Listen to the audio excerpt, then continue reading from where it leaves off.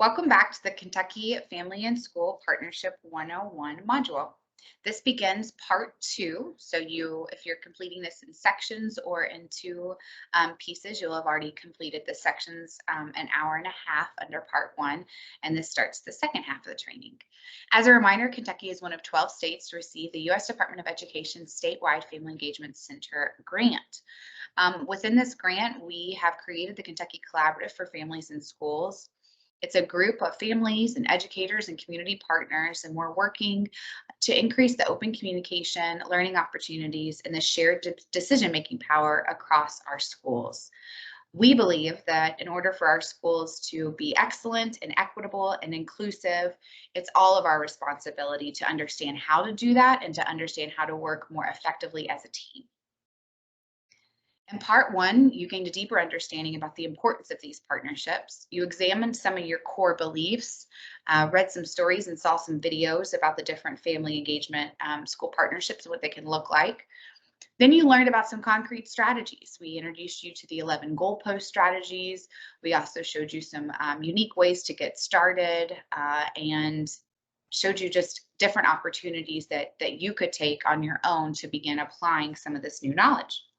In part two, we're going to pick up with that self-assessment. So that was your homework after the last section, and at the end of part one was to complete your Kentucky Family and School Partnership self-assessments. The sky.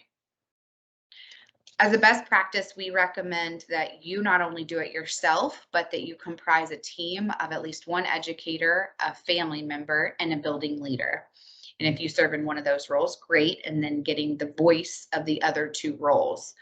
Would be even better if you could get a couple voices that represented those different roles, because these activities will really look at the self-assessment and the different scores that you may have received from different members of your school. We're going to learn and apply the conditions of the dual capacity framework. We're going to look at what does a family engagement action team look like and how do you start creating action plans and confirming your steps for improving family engagement at your school. Recommended reading that we brought up in part one, but want to reintroduce here in part two, Beyond the Bake Sale and Powerful Partnership.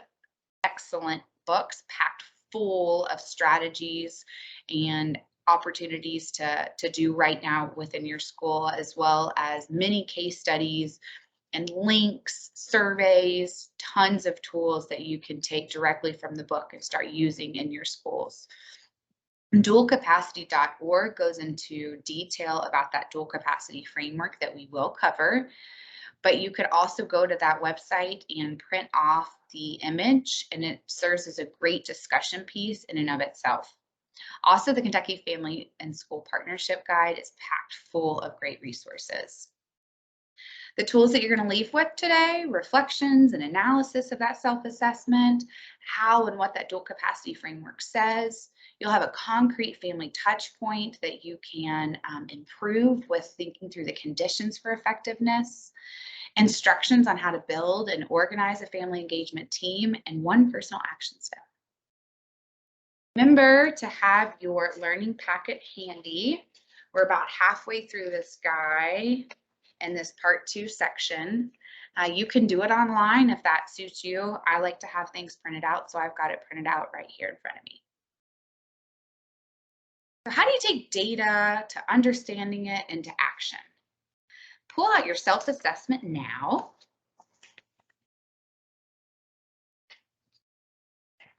And go to your learning guide where you see this table. What I want you to do is record whatever information you have. If you were just able to do it yourself and didn't have anyone else score it, that's okay. Go ahead and put your overall score at the top under whichever role you identify with most, a family, an educator, or an administrator, and then your individual scores across the 5 objectives. If you had another person complete the survey, you would add them into the chart. If you had multiple people in one or more categories, you're going to average the score. So if I had 3 families complete the self-assessment, I'm going to add their overall scores together, divide by 3, and put that number in the first column, and do the same thing for all 5 objectives.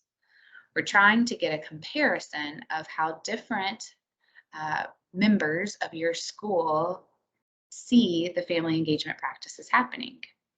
Does everyone largely agree or disagree on where the school is with their family engagement work? So pause this video now and score your self-assessment.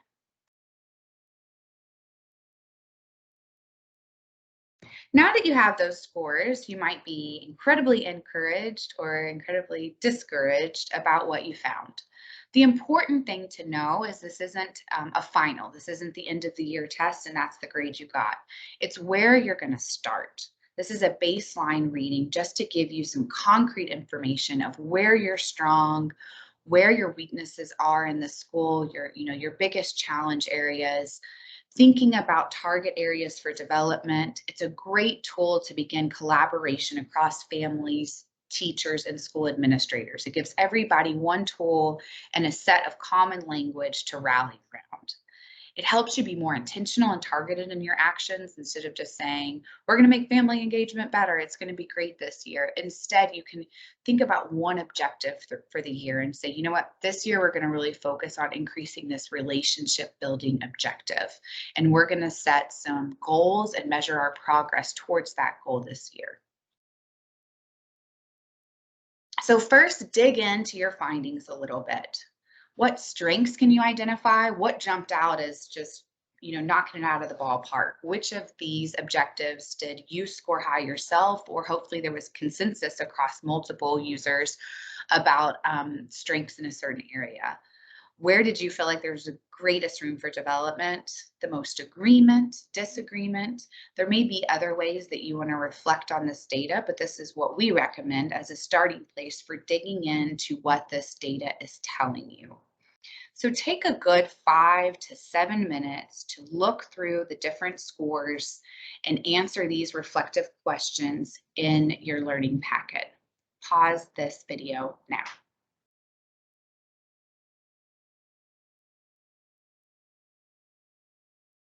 Now we want you to record a few reflections for each objective.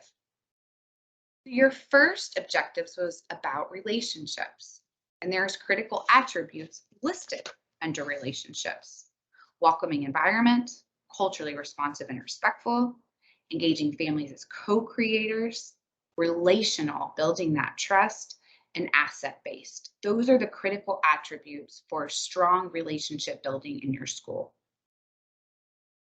All 5 of the objectives, turned here into sentences rather than objective titles, are listed in your learning packet. You just took a moment to look at the scores, then you analyze maybe why are certain sections higher or lower, or what am I just seeing at first glance as the commonalities in these scores. Now I want you to dig into each objective and consider the critical attributes listed in your self-assessment and maybe what you learned about your school through this process. Just a few words, notes, or a couple sentences under each of those 5 in your learning packet.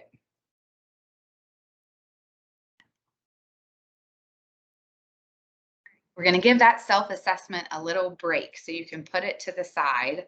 We're all done digging into it for the moment. We'll bring it back when we do action planning.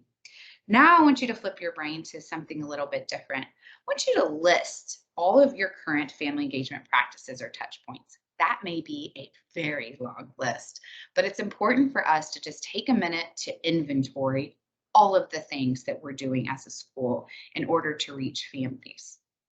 Don't just think about the family engagement specific activities like family teacher conferences or orientation day or graduation ceremonies, but all of the touch points we have with families. So I love this picture because drop off and pick up are actually major touch points for our students and our families. Now, we may not be able to have full-blown conversations during these touch points, but we need to remember that this is a touch point for our families. So when we're thinking about things like that welcoming environment and the attitude of staff towards families, drop off and pick up can help set that tone. Or it can help, set a tone that you don't want to set and making families not feel welcome and invited at the school. So right now, don't think about whether your touch points or activities are good or bad. Just laundry list all of the ways you're already engaging with families or those touch points throughout the year. So that is in your packet. Take a moment to just list everything that you're doing at your school already. Pause this video now.